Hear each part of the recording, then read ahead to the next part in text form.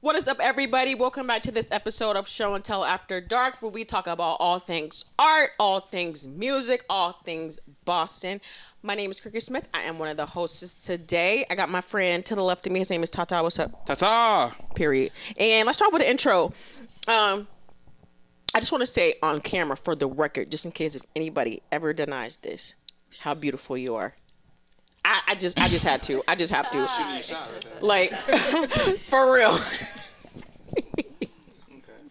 All right, what's your name? What's your name and where you from? Here, take the mic. My name is Ivy, and I'm from Kenya. And I am a model and artist.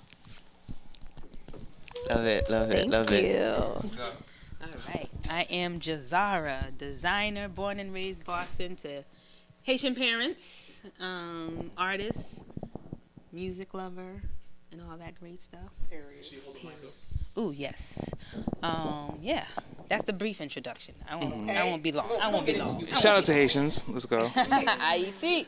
My name is Kenley Sinius. I am the owner of Bogo Split. I own a marketplace, online marketplace, and also retail spots here in Boston. I currently own two retail spaces, one in Assembly Row and one in Copley Place. And my purpose is to automate pop-ups for vendors. So trying to help local designers, anyone who's basically always grinding to do a pop-up, to sell, to then reach out to me so I can help them earn passive income with my store, So yeah. Yeah, I'm raising my hands on that one. Oh, yeah. And my name is Nadra. I am from the House of Nadra, fashion designer, founder of African Fashion Week Boston, and thank you. And co-founder of Oasis Vegan Veggie Parlor. So I make stuff. I like to get creative. And you're vegan? I am, yeah. Okay. So first, let's kind of get into this conversation of like, what is fashion? How you define fashion? How would any of you guys define fashion? Why is it important? Well, I'm not an artist, so I don't feel like, I can express that as, as well as like she could, and but as from outside looking in, fashion is so important to society in general, that is a way for a human being to express themselves. And also, there's also, status symbol type of, there's a language to it when it comes to, you're not just dressing up, you're saying something, and that's how you want another human being to recognize you, for who you are, and without you saying something. So I don't have to go in a room to say, hey, I'm this person. If you are dressed well, people will know. So, Why don't you consider yourself an artist? Oh, because I've seen what artists can do, and technically speaking, when it's my definition of artistry, I guess, I do use creativity for my job. I do put things together to make, another thing. So technically speaking, yeah, I could consider myself an artist also. Mm-hmm. But I've seen amazing things, when I'm seeing like artists, like people who do things like no other human being can do, like mm-hmm. That's when I call someone an artist. Doesn't matter if you're like a fighter or a, like a painter. Mm-hmm. When you are able to take other people's art and put it together and make something of your own where people cannot even compete with you, that, I consider yourself, I consider that person an artist. That makes sense. Yeah. Nadja, how long have you been in the game? Let's say over 20 years. Ooh. It's been a minute. Mm-hmm. A long time. How would you describe your journey? Well, before my professional journey, just as a child, I was a creative soul. So I was painting around my home with nail polish and cutting up my clothes and, taking like safety pins and piecing clothes back together, or fabric I found around the house, which could be considered curtains and like, tablecloths, things like that. But for me, it was fabric. And so I started really early expressing myself as an artist as a whole and into fashion designing mostly. Nice. And that was so that's early on, and then now you kind of like an OG in the game. You could say You know, that. you don't look like Yeah, OG. I've been doing it for a minute, and I've had the pleasure of assisting a lot of other creative souls and other designers to come along and start their own brand. So I'm thankful. Do you know what's that lady's name? Lola's Vintage Urban. Yes. I used to live in Quincy like when I first moved here, and I saw this vest that she had on her. She was in Wollaston, and I used to walk to the train station, and I would see her have this truck. It was like a little truck that she used to sell like clothes out of, and I remember she had this vest with an ankh on it, and it was like a hand painted ankh, and I was like, I have to have that vest. So finally, I don't know how I got the vest, but it was to the point where like I wasn't home, and it was like if she wasn't gonna sell this vest, it was gonna go somewhere else, and I was like, I need it, and so I wasn't even home, and I had her just drop that vest on a back porch somewhere so that I could get it. But I'm not gonna say that you remind me of her because y'all definitely have your own style, but I could definitely tell that you guys know each other. Well, the thing is, we don't know each other personally. Yeah. It's interesting because I was wondering where you were going with your story, just patiently awaiting. But Yeah. I actually did a vest many years ago with a pan painted ankh on it. Wow. And well, before ankhs really came into popularity, I'll Yeah. say, as of recent, I just being cultured, so I would often paint on my clothing, mixing the two of my childhood creations together. Right. And it was a way just also to design your own patterns and your own patterns onto different cloths and different fabrics. So, Right. So yeah, I had a piece like that, but not necessarily the same. And honestly, sometimes, just when you're running with similar creative energy, you will, run into things that are similar with inspiration sometimes. Sometimes you Right. can just see the inspiration. Right, right, and right, it's right, all right. love. Yeah. Yeah, no, I was actually thinking of a question. So you guys are models. Well, you guys model sometimes. I don't. You don't model. No, just the designer. Designer. But when you guys look for models, and it's always kind of been a thing where people say like, well, you have to look this type of way. You have to be like 5'11", or I have no idea what It's the model size is. What? 5'9", 5'7". 5'9", 5'7". Yeah. Interesting. Okay, 5'9", 5'7". But there's like always a specific look. And has that been kind of changing in the modeling world? Like when you guys take your models, like what do you guys look for a model? So I'm gonna step in here as a designer. I handpick all my people, and I've done that from the rip, from early on in my field. So I'm a little particular in general. I like a good vibe, so I like to handpick my models. I handpick every last one of them, all my music for my fashion shows, and I design everything. I literally sew it, cut it, make it, all of that. Ooh. When it comes to the models, I don't play with that. I'm very it's an energy feel for me. So I've had models that are 4'11" in height all the way to 6'3", and these are the sisters, these are the females. And wait, so it's not what you look like, but it's the energy that you give you, or is it a mixture of both? It's definitely energy first and foremost. Okay.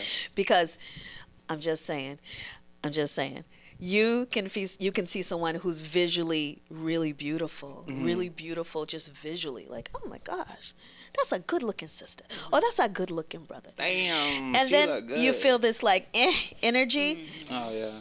Ew, I'm just sorry. And it'll come off. I'm done. It'll come off. No, thank you.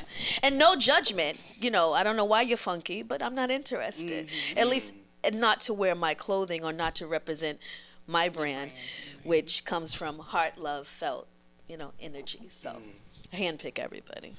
So it's definitely not industry Yes, me too, based. Mike. Oh, sorry. It's definitely not industry based. Like, I never wanted to do anything that was standard. You know, for me, like to have a model that's XYZ and, you know, petite, like that never was my thing. So just like Nadra, I like to pinpoint like who I want to represent my brand. Energy is definitely one of the things. Like looks, anybody could look a particular way. You know what I mean? You throw makeup on people, they look one way. You take the makeup off, they look the next way. But like Nadra said, the energy is definitely one of the biggest thing, and representation is huge. You know, so from when I was younger, I never wanted to just have like what you see in the fashion model in the magazines. You know what I'm saying? It had to be representing the culture. If it didn't, I didn't want to be bothered with it. So I never cared for the standards in the fashion industry. Not the size, not the look, and makeup. Like I was never a makeup person. Like if I were doing a shoot, I'm like, don't bother with the makeup. Because I focus on the natural beauty of people. So that was something that I always looked at. It was like, you know, if you're okay without the makeup, let's go. Representation is something I want to talk about. But you as a model, have you felt like someone's been gatekeeping you, or like that you've, you know, or do you fit the look of like being like a model for a lot of like designers and things? I don't feel gate kept. I traditionally, well, if we're talking about modeling, for especially as designers, you're thinking runway, and runway models are the taller, the thinner. Yeah. I don't feel gate kept per se, because I am seeing like a myriad of heights and more inclusion in body size. And even when I say like, I'm hesitant to say inclusivity, it's more now just a more direct reflection of the population. And even as you were speaking, I was thinking about how the fact that in the process of even selecting your models for your brand, your things are made ready to made to measure. And so I think that's really endearing and transformational for what clothes mean to us, for the people who wear them, and one, for the people who wear them as like your consumer, your everyday, as well as the baseboard to show that to the world. And the last question was, do I feel I fit? I've never concerned myself with molds, quite honestly. Oh, I look at think you. I'm no, like honestly, like I'm me. I'm one of one. Oh yeah. And if like the qualification to get signed by an agency is to have your I forget the name of it, right? Your digitals, and each agency has a different way they like them. Like simple black shirt, black jeans, headshot, waist shot, this. You send it with a short bio, they could get back to you. They could not. And I was just going to say, it's irrespective of height. Like, you can lie about your height. They're going to see you eventually. And also, like, one thing about me, I would lie about my height because I can walk in heels, hypothetically speaking. So it's like, just know your comfortability and also do your own research, because you can also induce a sense of, what's that syndrome when people feel like they don't belong? Yes, you can Imposter induce syndrome. your own imposter syndrome by going into a space that is already explicit in not wanting you there. Can I ask you guys a question? Does representation really matter? Yeah. I mean, I can't really even like explain how or why, but it just does. Meaning like, if what's our purpose if we try and exclude, you know what I mean, people like the I think as human being, our goal is to try to find a common goal, you know what I mean, like a common, you know, so we need to find a way to celebrate everybody and not just trying, you know, so I don't know, that's the short thing. I don't have like a, you know. Say something? Yeah. See, the technical answer is yes. It is? Yes. Okay. And simultaneously, I wrote something a while ago about this.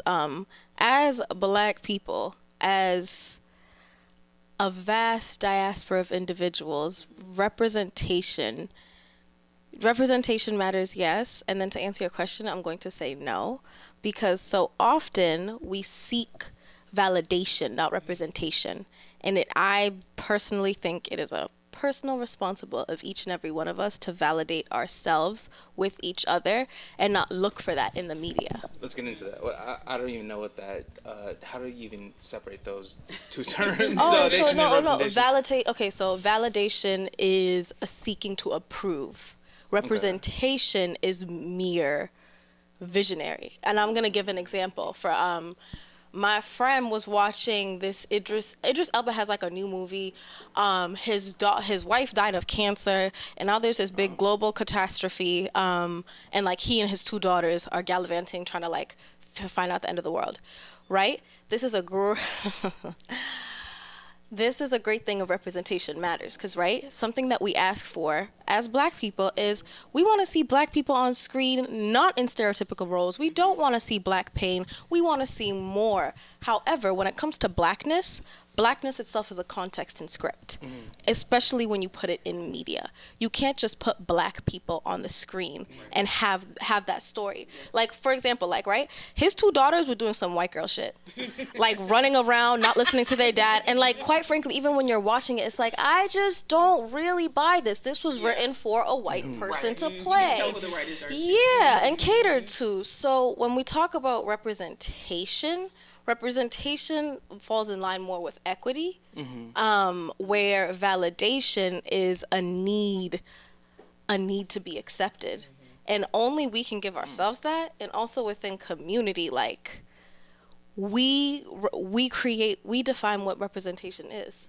Like, if we're all like, model is based off of energy, you're making clothes for the people around you, that's what's up. Because I don't care to be loved by all. I don't care for all to wear my clothes. I love me. And that, I'm represented in that. So. Yeah. No, I mean, as far as representation, As a store owner, how do you deal with that? right. So that's exactly where I was gonna put my 2 cents in. I know how important it is for for me to represent not only my race, my family's name, myself, and what I do every day in life, and because someone's watching you, you know what I mean? People are watching you, and you're gonna be an influence because of that.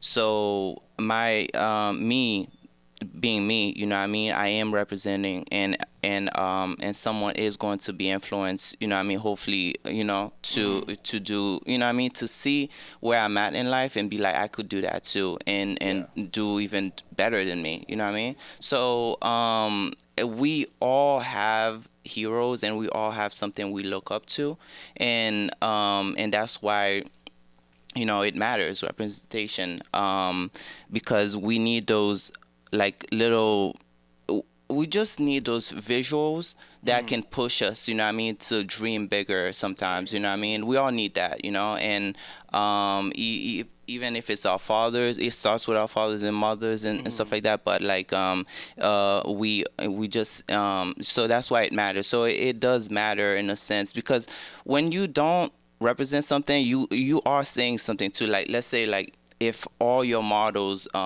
you know, are white or black or whatever, you kind of saying that's on purpose. Yeah. So you kind of saying, like, you don't want other people, you know what I mean? So for me, when I hear that word, and I'm just thinking about, like, we need more inclusion, right? We, you know, so an advice for brands would be to make sure, you know what I mean, you're, you know, and everyone can see you, you know, see themselves wearing your clothes, you know what I mean? And not just like a specific race or specific height of people, or specific, you know what I mean, and stuff like that. So, yeah. Let me ask you a question. Yeah. You said you don't consider yourself an artist, and then why did you choose to dive into this role of being a platformer for artists? Yeah. Exactly. No, because I love artists. I appreciate artists. Kind of happened by accident, to be honest, but I do appreciate. So the smaller the way I could put it is that I've worked so hard to get where I'm at in life that I got an appreciation for artists where the value of their product is based on, just, what I mean? It's not it's kind of based on fate, kind of, you know what I mean? Like it's not you can't put a value on a piece of art. It could be worth $10, $100, or $1,000,000, right? So how does this person, monetize themselves if people find them unvaluable? So I feel for artists that I feel valuable, like, what I mean, but they're not being put in they're not being put on the eyes of like people who will also find them that valuable also. So like I'm just trying to say, like, I really believe in artists, and I really believe in talent, and I try to put that forward. Like, I try to market it and put it in the eyes of the people who are also, find that talent valuable also, you know what I mean? And You're a so, matchmaker. yeah, that's basically it. Like, I just have a lot of empathy, for artists, because y'all work so hard, you know what I mean? And cause so to get to the point, where they at right now, it was years of learning, years of no's, years of, like investing, money, energy, all that to, for them to be able to create a product, whatever that is, painting. But why did you get into it specifically? So for me, I was trying to, solve a problem. So I'll tell you my story. So my business partner and I, we used to go shopping, and we used to look for buy one get one deals and stuff. Okay. So we used to we were like, man, wouldn't it be, and we used to split the difference, So like, let's say we found a shirt $30 and buy one get one free. I spent 15, he spent 15, Oh, nice. That's cool. We got to a point where one day where I wanted something and he didn't want it, and I'm like, damn, it would be nice if there was a website where I could find other matchmaking partners, you know what I mean, to like split deals with. So I started doing that technology couldn't be made like 10 years ago, but I started doing we started working on a catalog for BOGO deals for big brands, so people could go there and find BOGO deals, and then from there we could work on splitting and doing all that type of stuff.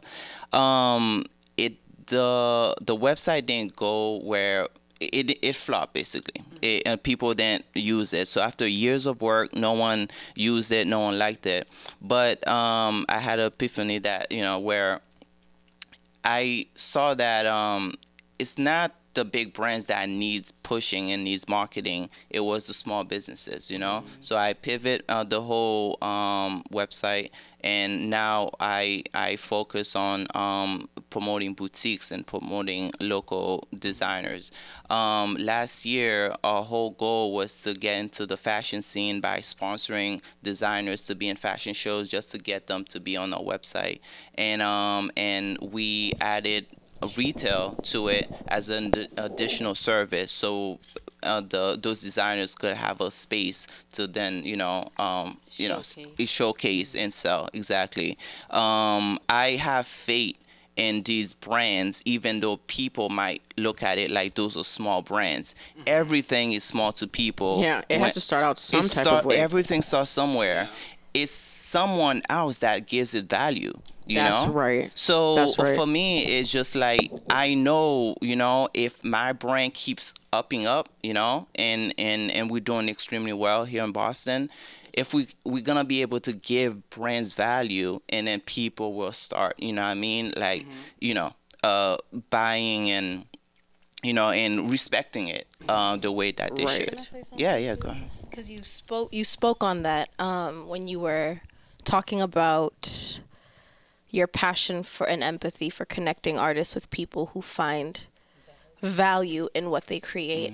I think a responsibility in our before I even say that, I think a response in the Black community often with artists is they look at our services, they look at the things we create, and they say, "You charging how much?"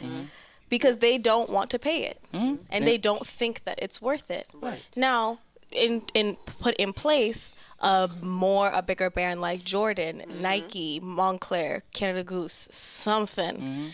They think that is of value. I mean, that's tied to white supremacy and class and status and all of that.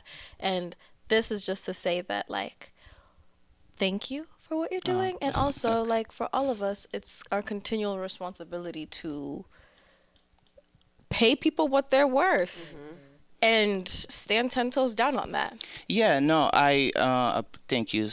By the way, I appreciate the compliment. No, so for me, I'm not trying to get people out their money if they feel like something's not worth it. Right? It's I can't do that. My job is to keep building, to find people who have money to just pay it without second guessing. Because trust me, those people exist. So I've seen it. You know what I mean? So it does. So the thing for those artists that's stuck in an area where people are not paying that price, you just need to find. You know what I mean? Yeah. Just and that's what I'm making sure to make easier for people. And you're speaking as a store owner, but you guys as designers. Do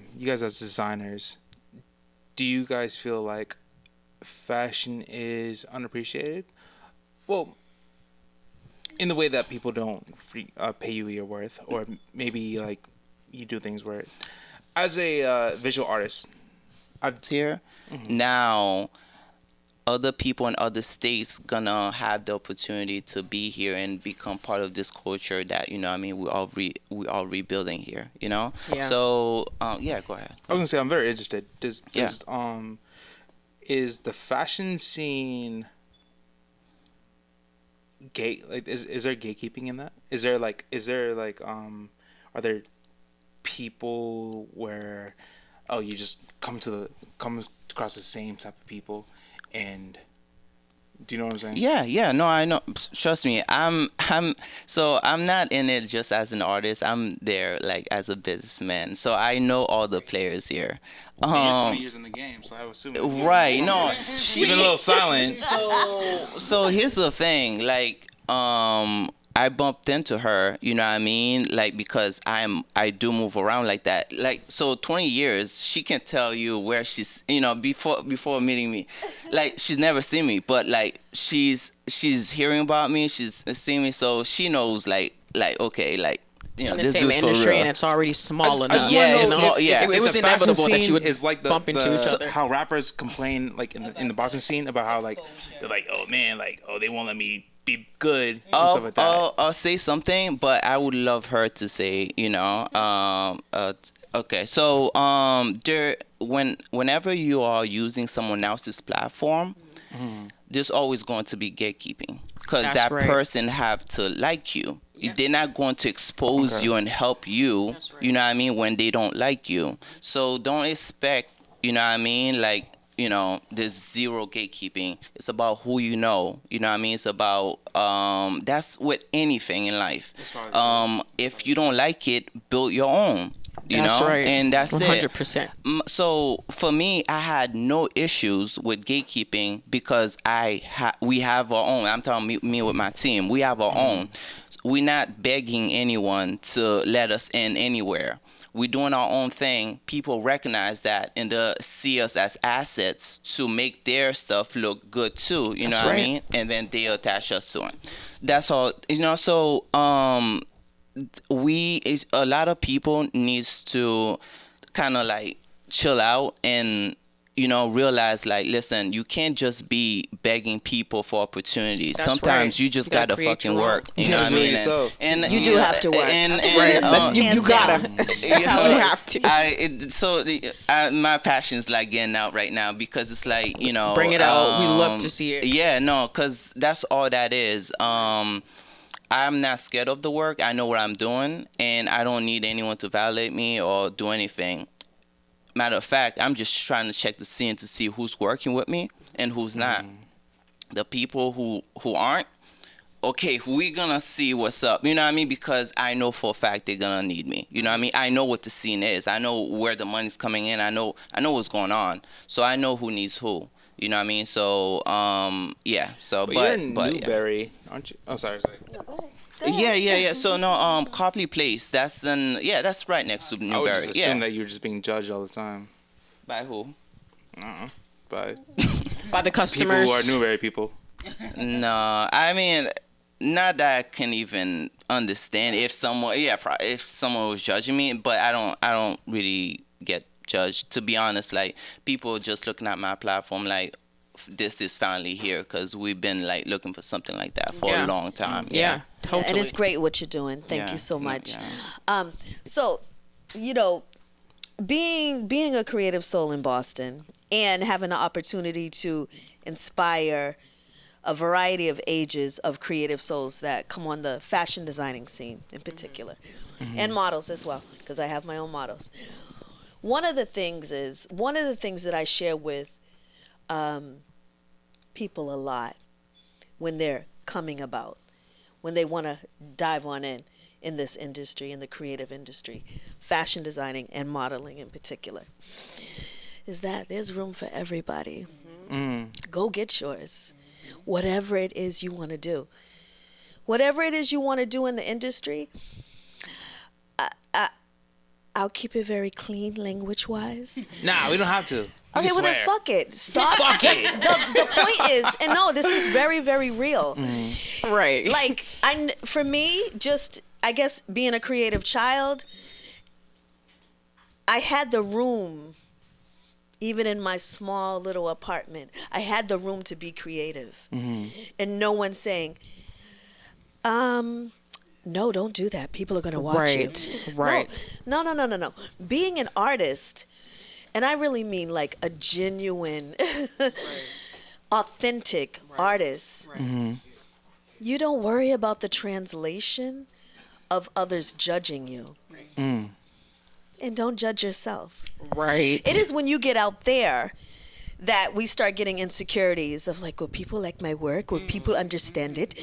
I never thought about that as a creative fashion designer, even in like when I first came on the scene. When you first came on? When I first came 20 on years in, you were not when I first insecure? came on the scene, to be very, very clear, when I first came on the scene, straight, boop, on the scene. I met a wonderful fashion designer, brother from Nigeria, Tunji Dada, and I'm Ethiopian. Okay, so we gravitated towards each other because we're African designers. Except I was a teenager and I was new. And he wasn't a teenager. He was very well grown and he wasn't new. And Boston loved him. Boston loved him because he was eclectic. And what he saw in me was, oh, she's African and she's eclectic too. She's unique. You understand? Yeah. And so I interned with him. I had the opportunity of interning down the street from this location in a cold ass loft, 13 windows, because I counted them because it was cold. I don't like to be cold. Where's this air coming in from? 13 windows. But it was sunlight everywhere. You could see what you were doing. It was energetically an open space where I knew I can create with joy and just love and some good house music on. Create. That makes me smile. Yeah, that's just Create. And he didn't judge me, and I don't think the industry's gonna like. No, it wasn't even about that. He let me open up for him for Boston Fashion Week. And I did really, really well. I'll put it that way. Oh yeah. And I had some fly models, everybody that I handpicked myself. Long fur head wraps and staffs. That was sugarcane that I wrapped with fur. Wow. Because that's what I was That's feeling at crazy. the time. That was my theme. It was dope. And guess what? Mainstream Boston was like, who is this little black girl? Yeah. Yeah. You understand? But it was all good. Because I didn't even know I was a little black girl, by the way. I was an African woman creating. I was a designer. That's right. I was an artist. And from there, it snowballed. And so when you get caught up And that's really just with any industry. With anything. You get caught up with how everybody else sees you. That's going to hold you up. Yep. That's going to tie you up because you're allowing it. Right. So, and we met on Boston Fashion Week boat ride not too long ago. Yeah. That's actually crazy. That's Hell what yeah. we did. That's what we met. Yeah. Just not too long ago. Yeah, Okay. no, I was being told like, like that little get together is not everyone that gets invited. Right, it you was know? private. Yeah, it's a super Ooh, private It thing. was We're private. exclusive, huh? Yeah. It was designers. It was people in the industry in Boston. And let me tell you, I had a lovely time. I brought one of my models to represent. And we had on capes, Oh, and we that's were a doing great our thing. idea. Yeah. We had fun. We That's were what's doing up. our thing. We actually had vegan food. It was yummy. vegan? Okay, I'm just saying. We didn't have to scrounge I like around. We vegan found good food. food that we could eat too on the Right. boat. But the point is, when you don't find a way on other people's platform, on other people's house, you can't knock. You can't get in. You make your own That's house. right. Find a way to leverage that disability. And Yeah. it's not and this is the thing, it's not a disability, honey. Sometimes you just gotta kick a door open. And guess what? There wasn't a door there before. African Fashion Week Boston. There wasn't a platform where the African diaspora, everybody could be up under one umbrella. And so 2023, we're coming back again with artists, painters, fashion designers, music, performers, dancers, of course, poetry, and an award ceremony and a gala. Why? Why not? Because we deserve it. There's so many creative, Definitely deserve it. beautiful beings in this city. I'll be damned if I stay here in this city and not represent them all that I can. I agree. And no, everybody doesn't like each other, and that's okay. But when you understand you can still respect each other as an artist, that's when you're really truly being you. And then you're being authentic. And sometimes it can inspire others to be authentic as well. But if it doesn't, it's 100%. okay. Right. It really is okay. So that's my passion. You're such a passionate speaker. Please. I do want you to say something. Oh, yeah. And one thing I want. Actually, let me hear you say what you're gonna say. No, just to piggyback off of what both have said. Everybody's journey is so different. I need you to bring that up. Everybody's journey is so different. Just like in any industry, everybody make their way.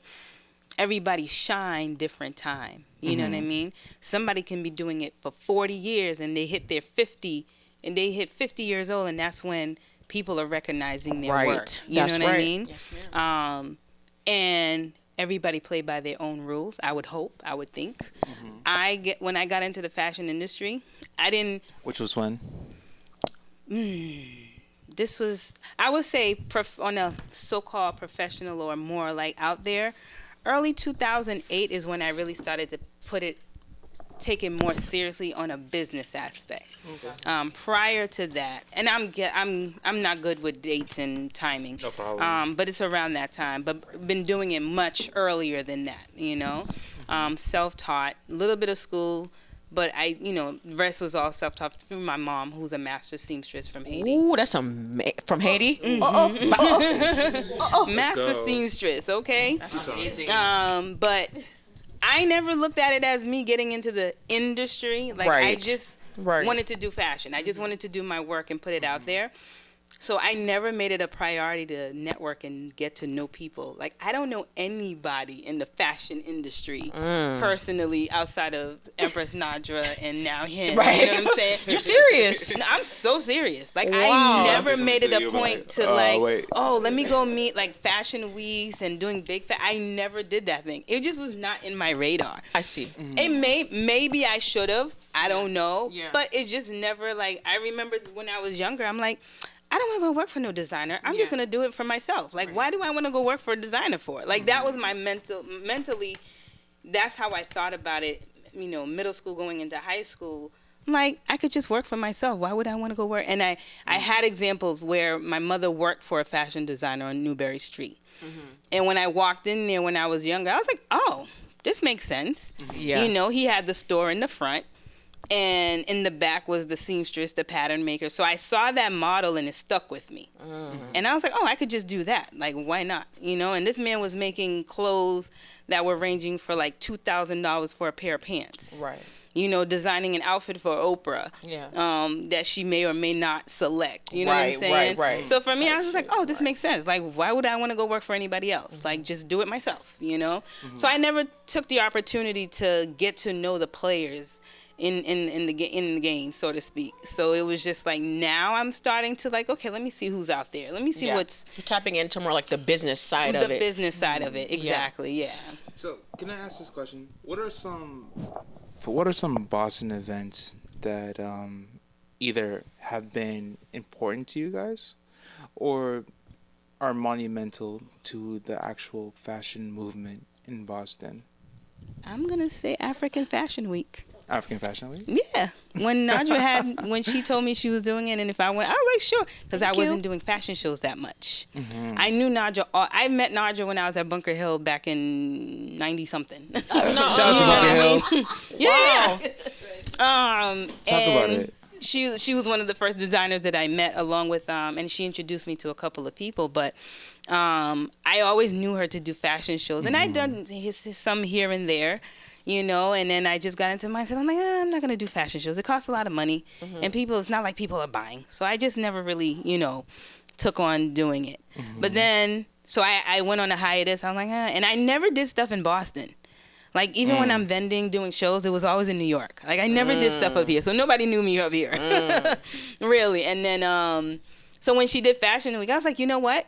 That's going to be dope. I work my butt off because I'm like, I really want to showcase and I want to show out. That's You right. know, because people in Boston need to know me. That's right. So That's right. that I have a snippet of that video that Alex did, and I included in my, I did a entrepreneurship cohort, and I put that in my business plan, like, presentation. And I was so proud of it because, like I said, I put a lot into that because I enjoyed it. And it was African Fashion Week. Like, what more do you want? You know what I mean? So, yeah, that was my highlight in terms of doing shows and showcasing.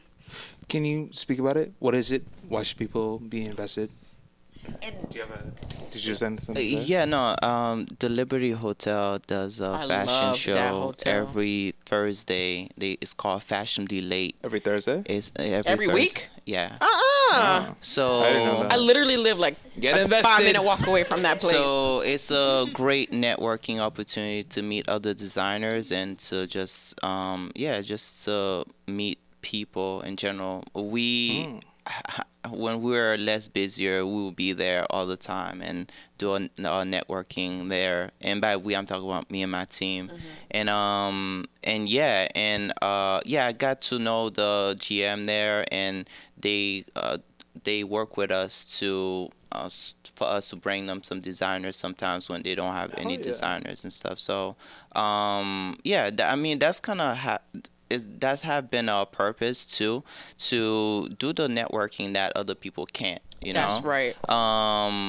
We don't think like anyone can just like be opening every doors by themselves, you know what I mean? That's right. And that's my job, you know. My job is to, because of all the designers that we have, you know, in our platform, because of the assets we have in, you know, on our work and our services, we are able to go to people and be like, this is what I can do for you. This is, you know, and so give me something, you know what I mean? That's right. And so it's easy for us to open doors that other people might not be able to. So, That makes sense.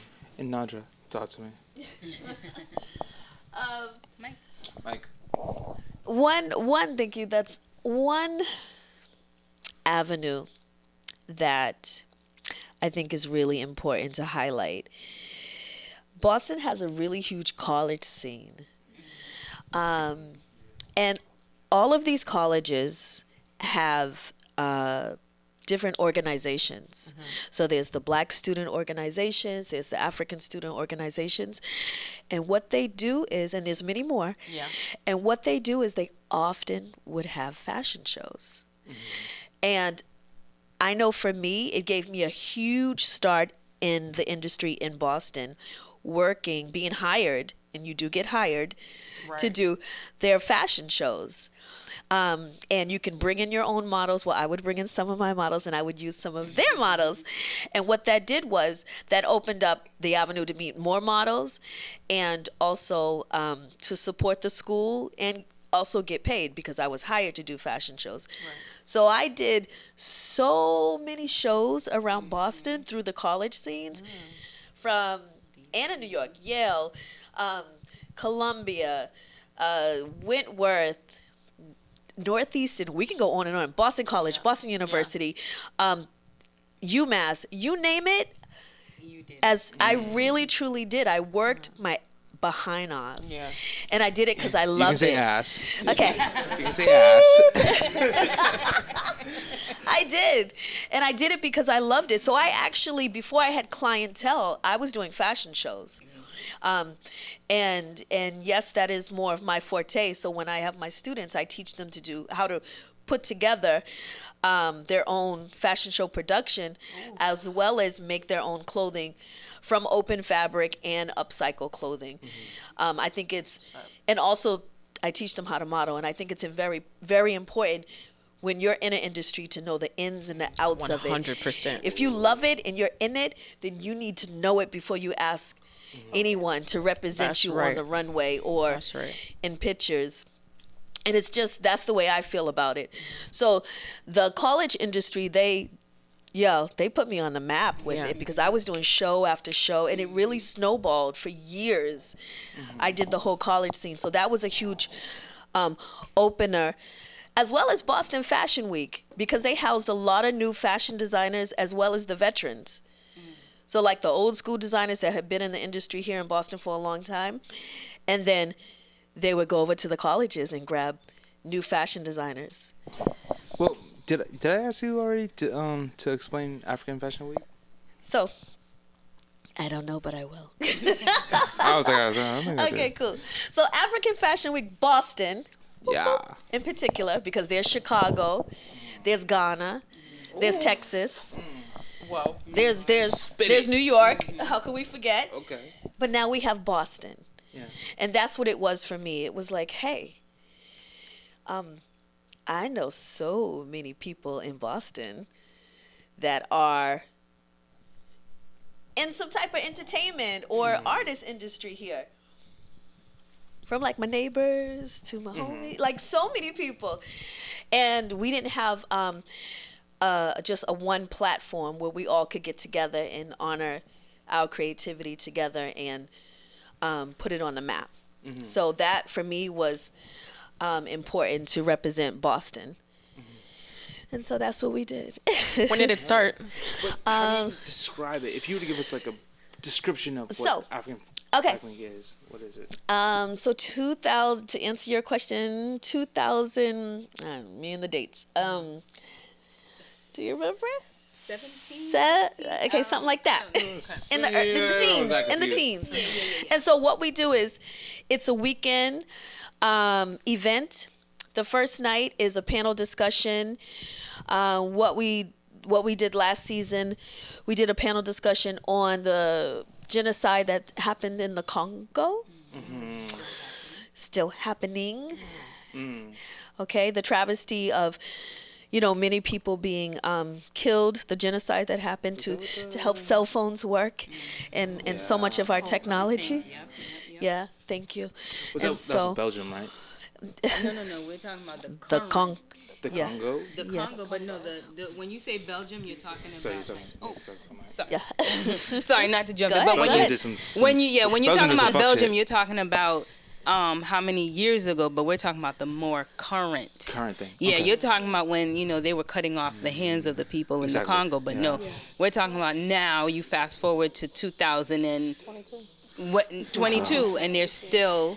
Yeah. Just to get the cell phones working, like she said, the mining of the raw material that is still big in Africa, that they're still, enslaving people to mine these things in the worst conditions that you could think of. Yeah. Goddamn, And I it's still real. need to be educated. So that's what we opened up with for the panel discussion on the first night, and we did show a documentary just to put everybody on the same page and to be very raw, and let for those who don't know what's happening, because it's affected a lot of people on this planet without us necessarily knowing.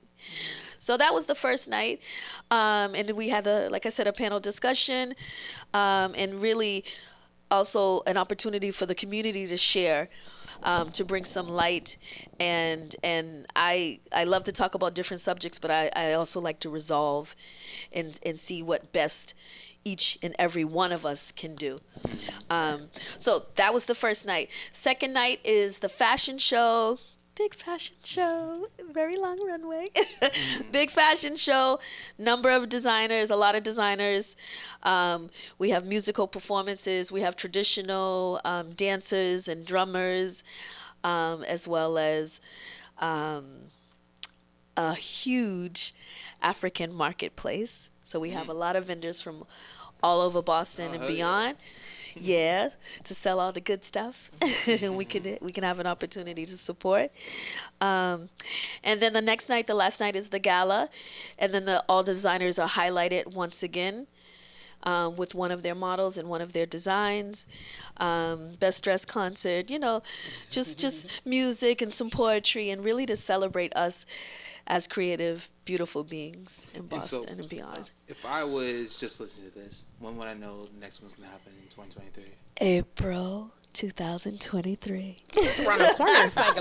That's literally around the corner. Around the corner. It is. It's happening, and we're getting ready for it. How do us designers just get all up in there? So how does the designers find it? It's true. So designers, dancers, musicians, models, photographers, painters, artists. Find us on IG, African Fashion Week Boston, or the House of Nadra on IG. Spell that out. Yes. Thank you. Spell I it do out. have an imposter on it. We won't talk about that right now. But anyway, it wasn't me who emailed you. No, who DM'd you? It wasn't me. So the House of Nadra, like the house of that you live in, or some people live in. Nadra, NAHDRA on IG. Oh, yeah. Thank you. On that note, we're going to take a small break, and we'll be right back.